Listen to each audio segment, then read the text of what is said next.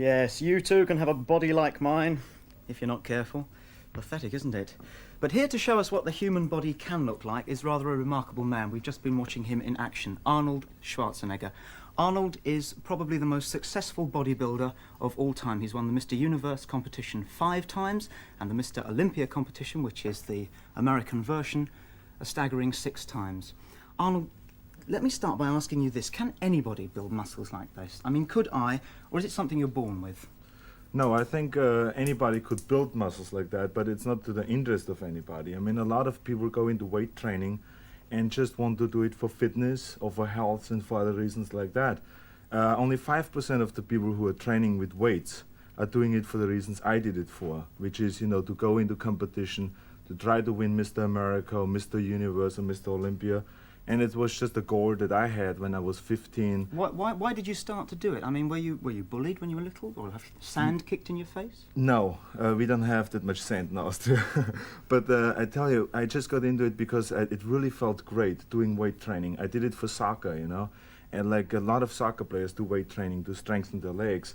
And I think I fell in love with the weight training, or with the feeling of being strong and being big and all that. And I wanted to win Mr. Universe, and it was a dream that I had when I was 15 years old.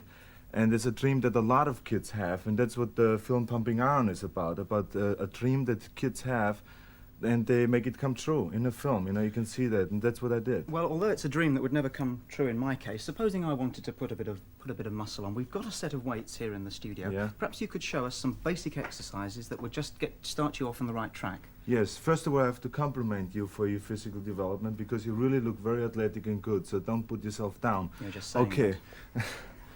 Okay, the first exercise I'm going to show you is what we call the bench press. It is a basic exercise that every beginner should do, no matter what sport you're in. You let it down the weight to the chest and you press it up. Which muscles does that That build develops the chest muscles, the pectoral muscles. The pectorals. Yeah. Okay, you do around 10 repetitions with a light weight, just to warm up.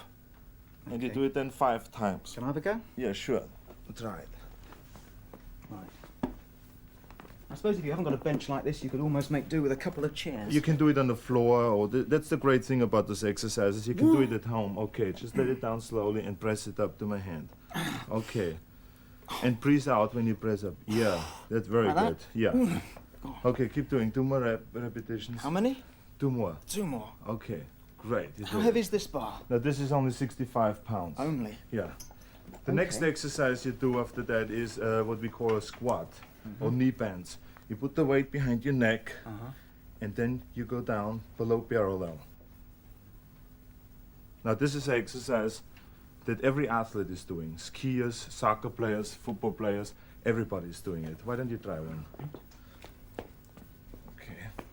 Hold on each side. Yeah, very I suppose you really need someone to help you, don't you? If No, you're you gonna do- really don't. I mean, you get into the habit of helping yourself. But it's better training with a training partner. Okay, come slowly up. Yeah. And slowly down I again. couldn't come up quickly if I tried. Okay. There we are. Okay, Will that good, do me on very that one? good. Yeah. And what about the little dumbbells down here? Is there a simple exercise we can do with that? Yeah.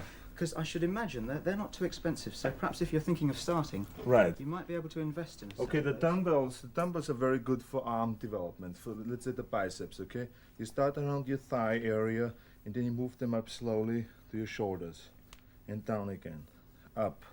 And always very slow, and concentrate on the muscle you're training.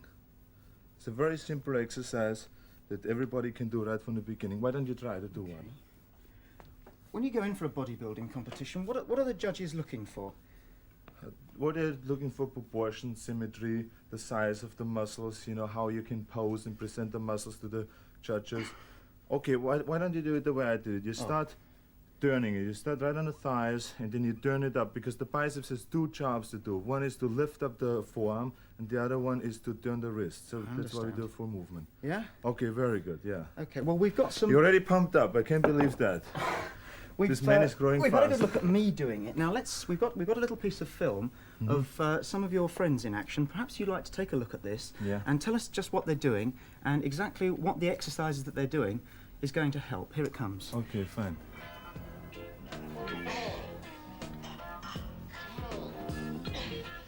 He's working on the arms. Yeah, he's working right now on the chest actually, and this is what you see right now. It's just training that is done before competition, which is a very strenuous type of training that we go through. It's 2 hours in the morning and around 2 hours at night, and we lift an average of 50 tons of weights a day in order to get those builds. And you know, you gain around 20 pounds of muscle size before a competition, like 3 months before a competition. Listen, it looked to me as though those guys were in absolute agony doing that. Is the pain in any way important?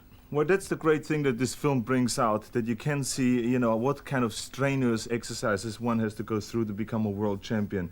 And that, I think, you know, separates the ones who just do it for a hobby or for health and fitness, and the ones who really do it for a profession and want to be the world champion. I mean, that's where the difference is. You have to break through this pain barrier, otherwise you will never get there. Arnold, well, thank you very much indeed for coming in and giving us a few tips. I gather that you've not only broken through the pain barrier very successfully, you've broken into film. So, on Yes. behalf of everyone here, can I wish you all the very, very best